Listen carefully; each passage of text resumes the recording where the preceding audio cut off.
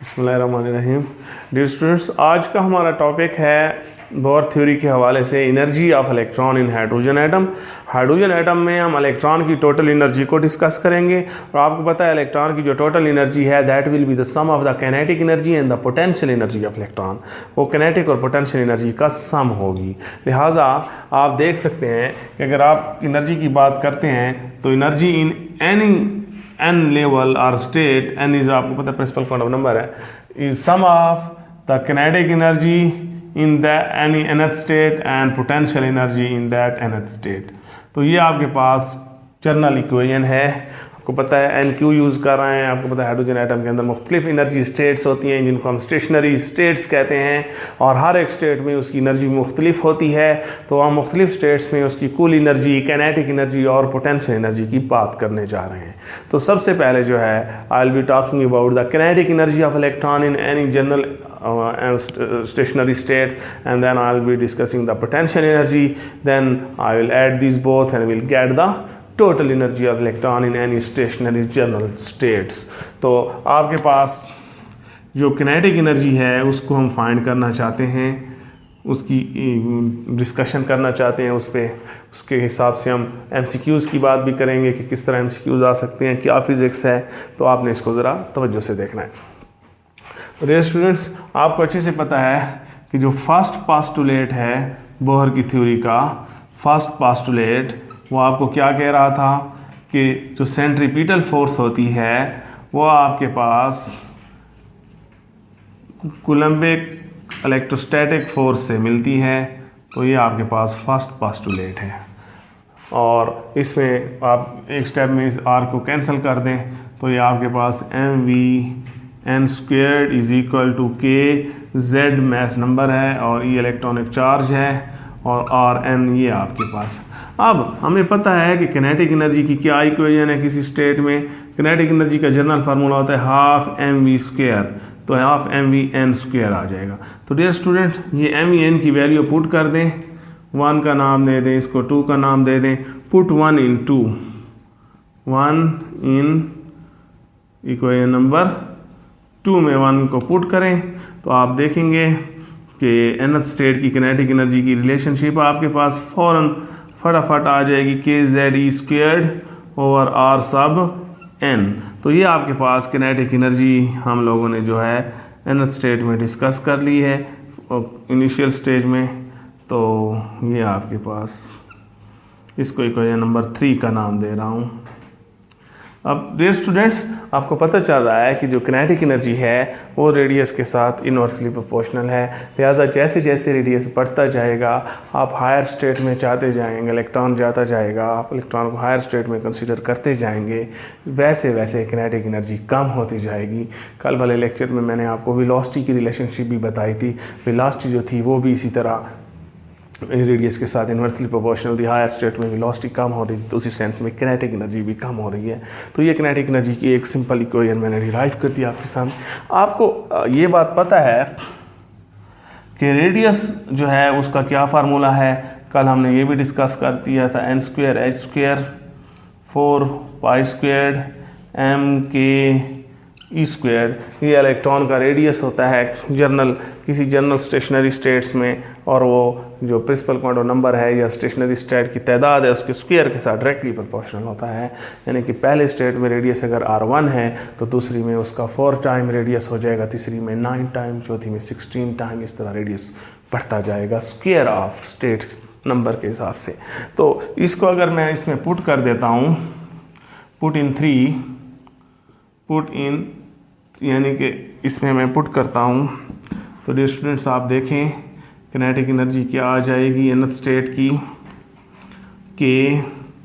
kZe² 2 और rn की value मैं पुट कर रहा हूँ n² h² 4π² mke²। तो ये आपके पास किनेटिक एनर्जी की रिलेशनशिप आ जाएगी जो है। अब इसको, इसमें Z भी था, Z भी हमने इन्वॉल्व किया हुआ था Rn में, Z की वैल्यू भी इधर होती है, Z आपको पता होना चाहिए चार्ज नंबर है। तो यहाँ भी मैं Z लिख देता हूँ।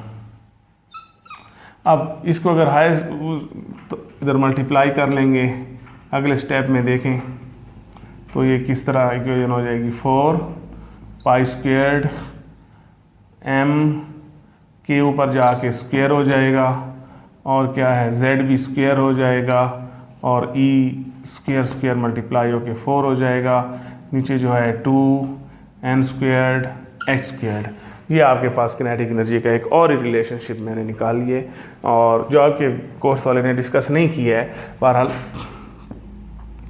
तो इसको जो है इसको फर्दर एक स्टेप में अगर मैं लिखता हूँ z स्क्वायर और n स्क्वायर को मैं सेपरेट कर देता हूँ, z स्क्वायर और n स्क्वायर को सेपरेट, तो क्या बचेगा अंदर 4 pi squared m k squared e4 और 2h स्क्वायर्ड। तो ये जो टर्म है यहाँ पर, ये जो टर्म है 4 pi square 2h squared m k squared e4, इसको हम कहते हैं kinetic energy of the first orbit और इसकी वैल्यू कितनी आती है, वो आती है 13.6 इलेक्ट्रॉन वोल्ट। तो ये आपके पास इस हिसाब से ये किनेटिक एनर्जी की इक्वेशन क्या बन जाएगी स्टूडेंट्स, कि सब n z squared n squared और kinetic energy of the first state. तो ये दो बॉक्स में मैंने जो है आपको जो बॉक्स नज़र आ रहे हैं मैंने बनाए हैं, इनमें आपके पास किनेटिक एनर्जी के मैंने दो फार्मूलाज बता दिए हैं। इससे भी पता चल रहा है कि जैसे जैसे आप जो है स्टेट्स हायर स्टेट्स में n = 1 से 2 में चले जाएं तो किनेटिक एनर्जी 1/4 हो जाएगी, 3 में चले जाएं तो किनेटिक एनर्जी 1/9। अब इससे MCQ आ सकता है कि पहली स्टेट और दूसरी स्टेट में किनेटिक एनर्जी की रेशो बताएं। तो पहली स्टेट और किसी nth स्टेट में किनेटिक एनर्जी की रेशो जो है वो आपके सामने आ रही है इस फार्मूले में। देखें, ये किसी nth स्टेट और पहली स्टेट की किनेटिक एनर्जी की रेशो जो है वो आ रही है z square over n square. अब z अंडरस्टूड है, Z जो है ये 4 प्राइम करा Z आपको पता है हाइड्रोजन एटम के लिए 1 है, लेकिन हीलियम एटम के लिए वो 2 है। तो हीलियम एटम की जो किनेटिक एनर्जी होगी उस हिसाब से वो हाइड्रोजन के मुकाबले में 4 टाइम्स ज़्यादा होगी। हीलियम हाइड्रोजन का कंपेयर का MCQs भी आ सकता है। तो बहरहाल तो इससे जो है आपको उसकी रेशो मिल रही है कि जैसे जैसे आप हायर स्टेट्स में जाते जाएंगे तो किनेटिक एनर्जी जो है वो n स्क्वायर के हिसाब से कम होती जाएगी, n स्क्वायर के हिसाब से कम होती जाएगी, यानी कि रेशो के MCQs से पूछे जा सकते हैं।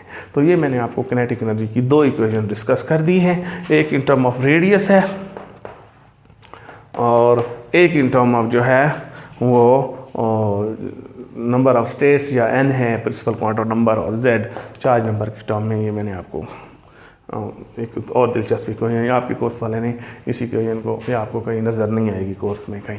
तो बहरहाल उसके बाद जो है अब अगर मैं पोटेंशियल एनर्जी की बात करता हूँ तो potential energy in nth state calculate करना चाहता हूँ। तो डियर स्टूडेंट, आपको पता है पोटेंशियल एनर्जी जो है जर्नल वो चार्ज इंटू वोल्टेज के इक्वल होती है। इलेक्ट्रोस्टैटिक पोटेंशियल एनर्जी में पता है कि इलेक्ट्रोस्टैटिकली पोटेंशियल एनर्जी जब वर्क डन है वो चार्ज और इलेक्ट्रो पोटेंशियल का प्रोडक्ट होता है। That's very simple story, we know very well from first chapter. अब as we know that charge of electron is equal to -E and voltage, पहला chapter याद करें के Q ओवर R होता था, तो Q की जगह यहाँ Z ही आ जाएगा, R सब N। ये आपके पास इलेक्ट्रोस्टैटिक पोटेंशियल आ गया due to point charge. Nucleus जो है, nucleus is behaving as a point charge, तो उसके पोटेंशियल का ये इक्वेशन लगेगा। सो लिहाजा ये आपके पास पोटेंशियल एनर्जी जो है nth स्टेट में क्या आ जाएगी डियर स्टूडेंट्स, Q की जगह -E और K Z R सब N। तो ये potential energy in nth state क्या आ जाएगी, -KZ E squared over R सब N। तो ये आपके पास पोटेंशियल एनर्जी की इक्वेशन आ गई है, जिसको मैं 5 का नाम देने जा रहा हूँ। तो डियर स्टूडेंट्स, आप पोटेंशियल और किनेटिक एनर्जी की इन दोनों इक्वेशंस को कंपेयर कर सकते हैं। इससे भी MCQs आ सकते हैं, इससे भी मल्टीपल चॉइस क्वेश्चन आ सकते हैं कि इनका आपस में क्या रिलेशनशिप है, किनेटिक एनर्जी और पोटेंशियल एनर्जी का, उस रिलेशनशिप। इस फार्मूले से आप इनकी रिलेशनशिप भी फाइंड आउट कर सकते हैं। सिंपली कैसे फाइंड कर सकते हैं, आपको पता है ये जो पोटेंशियल एनर्जी का फार्मूला है nth स्टेट में, ये आपके पास क्या है, KZ E square over RN। अब ये मैं जनरल बात कर रहा हूँ MCQs व्यू पॉइंट से। तो अब अगर मैं ऐसे कर दूं कि इधर 2 से मल्टीप्लाई कर दूं और 2 से डिवाइड कर दूं। तो अगर आप यहाँ पर नज़र मारें यहाँ पर, तो ये किस चीज़ का फार्मूला है? That is the formula of the kinetic energy. तो इसका मतलब है इनर स्टेट की जो पोटेंशियल एनर्जी है वो आपके पास -2 time of the kinetic energy of the inner state आ जाएगी। और आपको पता है kinetic energy in inner state, मैंने वन स्टेट के अगर हिसाब के लिए बात करता हूँ, potential energy of the first state करता हूँ और kinetic energy of the first state करता हूँ, तो n = 1 पुट किया, n = 1 के लिए। तो फिर स्टूडेंट्स आप देखें, और किनेटिक एनर्जी वन स्टेट की कितनी थी, किधर निकाली थी मैंने, वेयर दैट वाज। तो ये आपके पास आ जाएगी 13.6 और मल्टीप्लाई करें तो ये आपके पास आ जाएगी 27.2 इलेक्ट्रॉन वोल्ट। तो ये आपके पास किनेटिक और पोटेंशियल एनर्जी की आपस में रिलेशनशिप आ गई है। इसका मतलब है इस इक्वेशन से MCQs आ सकते हैं। ये भी अच्छी इक्वेशन है कि किनेटिक और पोटेंशियल एनर्जी की आपस में रिलेशनशिप क्या है। ये MCQs में ये इक्वेशन आ सकती है, इनकी रेशो आ सकती है। तो इसका मतलब है numerically potential energy is twice of the kinetic energy but it will have negative sign. Negative sign shows the attraction and lower into the well, potential well की बात होगी। तो ये आपके पास पोटेंशियल एनर्जी।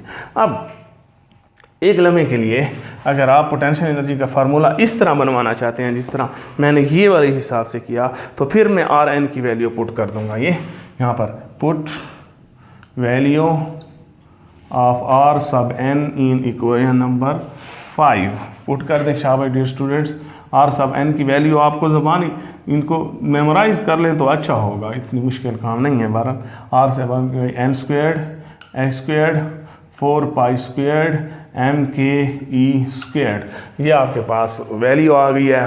सो कल किसकी वैल्यू आ गई है, उसी की Rn की वैल्यू, ये जो लिखी हुई है मैंने, दैट्स वेरी फेमस।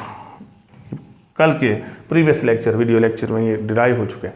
तो इसको अब अगर अगले स्टेप में आप करना चाहें तो how will you see it के 4π, तरतीब से ज़रा लिख दें 4π², m को वैसे कर दें या आपकी मर्ज़ी है, k को k² से k से k² हो जाएगा। इधर r में z भी है तो ये z भी ऊपर जाके स्क्वायर हो जाएगा और m वैसे और e⁴ हो जाएगी और नीचे n² और h² बच जाएगा। तो ये स्टूडेंट ये nth स्टेट में पोटेंशियल। अच्छा, वंस अगेन अगर मैं इसको थोड़ा सा मज़ीद इसके में इजाफा करना चाहूँ कि z² और n² के लिए सेपरेट कर दूँ और ब्रैकेट में मेरे पास आ जाएगा 4π² k² me4 और नीचे जो है वो h² आ जाएगा। तो डियर स्टूडेंट्स, आप इसमें नज़र डालें, इस और इसमें आपको फ़र्क नज़र आ रहा होगा। That is a potential energy. ये पोटेंशियल एनर्जी अभी हम बता चुके हैं।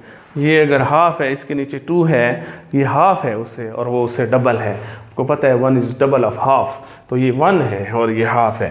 तो इसका मतलब ये है कि वेयर ये जो है ये potential energy of the first state आ गई है 4π² kme4।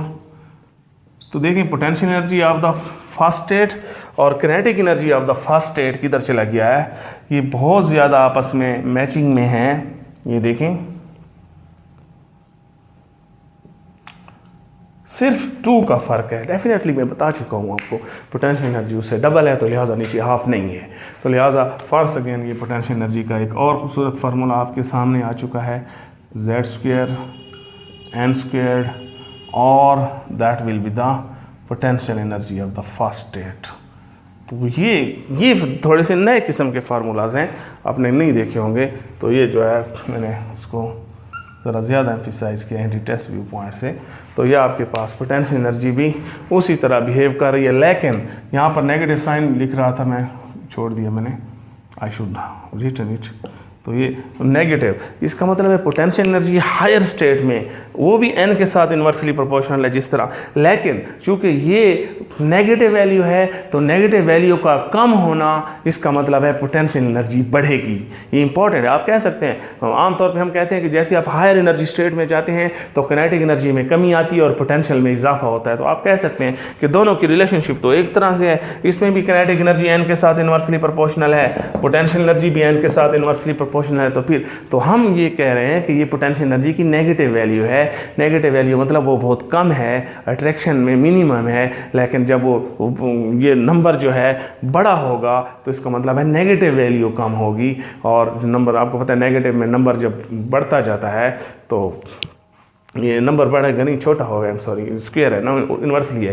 तो नेगेटिव में जैसे -2 है और -2 से -1 हो गया तो ये बढ़ गई है, या -4 से -3 हो गया, या -13 से -12 हो गया, इस तरह कम ये जो है ये बढ़ रही है। नेगेटिव वैल्यू का कम होना इसका मतलब है potential energy is getting large, तो हायर स्टेट में। तो इससे पोटेंशियल एनर्जी के MCQs भी आ सकते हैं। और potential energy of the nth state and the first state की रेशो जो है बिल्कुल उसी तरह है जिस तरह किनेटिक एनर्जी की है, लेकिन विद नेगेटिव साइन। तो ये आपके पास मैंने आपको किनेटिक और पोटेंशियल एनर्जी की इक्वेशंस बना दी हैं और उसकी रिलेशनशिप भी बता दी है। अब मेरा जो ये इक्वेशन 1 बना रखी है इसमें मैं पुटिंग कर सकता हूँ। इसमें मैं अब आप जहन में रखें कि किनेटिक एनर्जी की असल इक्वेशन कौन सी है, ये स्टार इक्वेशन, और पोटेंशियल एनर्जी की ये स्टार इक्वेशन ये, और दूसरी किनेटिक एनर्जी की इक्वेशन मैंने कौन सी बना रखी है आपके सामने, ये जो 4 मैंने स्टार बना दिए हैं। इन 4 इक्वेशंस को पहली ये 2 एक तरह की बनाई हैं और ये 2 इक्वेशंस एक तरह की बनाई हैं। तो आप इन दोनों ये जो 2 सेट ऑफ इक्वेशन है कोई भी पुट कर सकते हैं इक्वेशन 1 में। तो मैं पहला पुट कर रहा हूँ, यानी कि मैं इक्वेशन नंबर 4 को और 5 को पुट कर रहा हूँ इन 1। So look, put 4 and 5 in 1।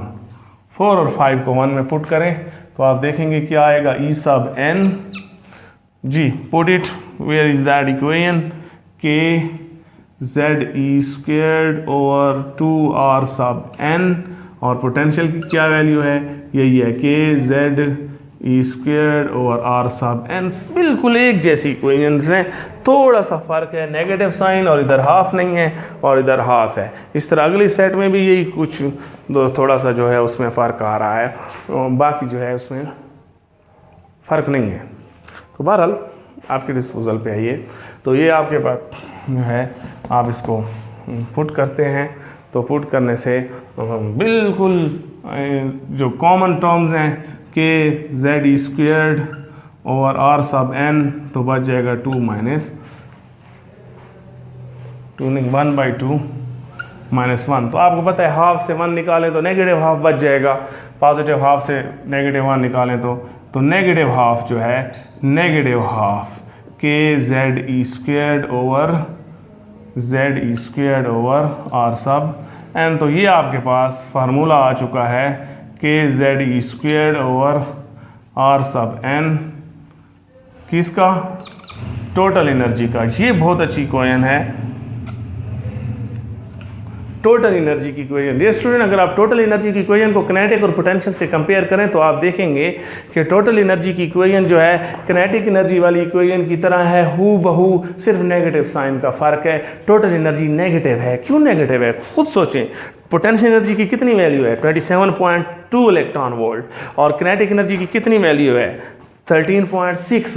तो इसको नेगेटिव इसको प्लस करें तो ये -13.6 आंसर आ जाएगा ना, -13.6 आ जाएगा, जहरी बात है ये, दैट्स वेरी सिंपल। या इसमें उसको पुट कर दें उसी तरह के Z E squared are sub N की value n square h square 4 pi square m ई स्क्वेयर के जेड, ये सारी है। आर की वैल्यू पुट कर दी है, इधर मैंने आर की वैल्यू पुट कर दी है अगले स्टेप में। तो ये ई सब एन की वैल्यू बिल्कुल उसी तरह ही आ रही है जिस तरह वो थी, ये 4 pi square K square Z square E square m over 2 n square h square. और इसको अगर फिर तोड़ के लिखते हैं, ये z स्क्वेयर और n स्क्वेयर को बाहर लिखते हैं तो क्या बच जाएगा, 4 pi square K square E square Z square over h square. तो ये क्या चीज़ है, किधर गई है, इधर देखें, के स्क्वेयर ई स्क्वायर नहीं बनता, E4 बनता है। इसको ज़रा ख्याल से करें, जल्दी में मैं थोड़ा सा, ये M इधर है, K पे स्क्वायर बनता है, Z पे बनता है, और तो पीछे तो इधर चेक कर लें, पीछे यहाँ ठीक चल रहे थे, यहाँ सही है, E4 है, हाँ E4 है। तो अगर आप इसको देखें, ये बिल्कुल वही चीज़ आ गई है ना, ये एक चीज़ है बिल्कुल, जो यानी कि किनेटिक एनर्जी की जो आंसर आया है, किनेटिक एनर्जी का आंसर आया है, वो बिल्कुल उसी तरह ही है जिस तरह टोटल एनर्जी का। ये तो ये जो है, इसको मैं लिख सकता हूँ कि वेयर, ये जो टर्म है 4 pi square M K square E4 Z square जो भी 2H स्क्वायर, ये फर्स्ट स्टेट की टोटल एनर्जी है। और फर्स्ट स्टेट की टोटल एनर्जी कितनी है? 13.6 इलेक्ट्रॉन वोल्ट है। आप इसको चेक कर सकते हैं, कैलकुलेटर में इस्तेमाल करके इसको चेक कर सकते हैं। तो ये नेगेटिव साइन लिखते जाएं, तो ये आपके पास, इसका मतलब बात वही आ रही है कि किनेटिक एनर्जी और टोटल एनर्जी न्यूमेरिकली इक्वल है, और पोटेंशियल एनर्जी किनेटिक एनर्जी का भी डबल है और टोटल एनर्जी का डबल है। ये भी एमसीक्यूज में पूछा जा सकता है। किनेटिक एनर्जी और पोटेंशियल एनर्जी की रिलेशनशिप तो मैं बता चुका हूँ, किनेटिक पोटेंशियल किनेटिक पोटेंशियल की बता चुका हूँ। किनेटिक और टोटल एनर्जी और पोटेंशियल और टोटल एनर्जी की रिलेशनशिप आपके सामने आ रही है। और ये जो है फिर मेरे पास जनरल फार्मूला nth स्टेट में क्या आ जाएगा dear student? Negative Z square n square into E1। तो ये E1, ये आपके पास इस किस्म का फार्मूला मैंने बना दिया है। जिस तरह ये पोटेंशियल एनर्जी का फार्मूला बनाया था, इस तरह का ये फार्मूला इस इक्वेशन में आपके सामने आ चुका है। या ये किनेटिक एनर्जी का फार्मूला बनाया था, तो टोटल एनर्जी का मतलब है हर तरह से मैंने जो है आपको हर इसके किनेटिक एनर्जी की भी दो फार्मूले बताए हैं, पोटेंशियल के भी दो, और टोटल एनर्जी की भी दो फार्मूले बताए हैं। इसका मतलब है टोटल एनर्जी भी जो n स्क्वायर है उसके साथ इन्वर्सली प्रोपोर्शनल है। टोटल एनर्जी की वैल्यू जो है चूँकि नेगेटिव है, और नेगेटिव वैल्यू जब कम होगी तो इसका मतलब है हायर स्टेट में टोटल एनर्जी बढ़ेगी। तो ये बड़ी इंपॉर्टेंट है। इसका मतलब इलेक्ट्रॉन जब लोएस्ट एनर्जी स्टेट में होता है तो उसकी एनर्जी मिनिमम होती है। जैसे जैसे वो हायर एनर्जी स्टेट्स में चला जाता है तो उसकी एनर्जी में इजाफा होता जाता है, उसकी एनर्जी बढ़ती जाती है। अगर एक छोटे से जगह पर मैं आपको एनर्जी लेवल डायग्राम का भी छोटा सा स्क्रिप्ट दिखा दूं कि ये n = 1 है, तो 1 में अगर n = 1 डालें तो z तो वैसे 1 है, Z1 है, तो ये आपके पास E1 आ जाएगी कि नहीं? और E1 कितनी है? -13.6 इलेक्ट्रॉन वोल्ट, ये कुल एनर्जी है। लेकिन अगर इससे हायर स्टेट में चले जाएं n = 2 में, तो 2 में जो है वो 2 डालने से 1/4, तो इसका 1/4 कितना आ जाएगा? -3.4 इलेक्ट्रॉन वोल्ट। और इस तरह अगली स्टेट में n = 3 में चले जाएं तो n = 3 में जो है इसको जब 3 पे डिवाइड करेंगे, 9 करेंगे तो -1.5 इलेक्ट्रॉन वोल्ट। इस तरह और पुट करते जाएं 0.85 and it will be further decreasing, negative sign will be decreasing, its mean its energy is getting lower, it is going to higher state. ये खुद ब खुद मुफ्त नहीं जा रहा है, इसको एनर्जी दी जाती है तो हायर स्टेट में जाता है। इस सेंस में हम कहते हैं कि इसके पास अपनी एनर्जी कम थी, ये पोटेंशियल वेल में पड़ा हुआ था, इसकी एनर्जी मिनिमम थी और हमने इसको एनर्जी प्रोवाइड की जिसकी वजह से हायर स्टेट में आया तो इसने एनर्जी गेन की तो एनर्जी इसकी बढ़ी है, ज़ाहिर सी बात है। तो ये आपके पास मैंने एनर्जी को शॉर्ट्स इसके अंदर जो है आपको बताने की कोशिश की है इतना टाइम के हिसाब से। Thank you very much.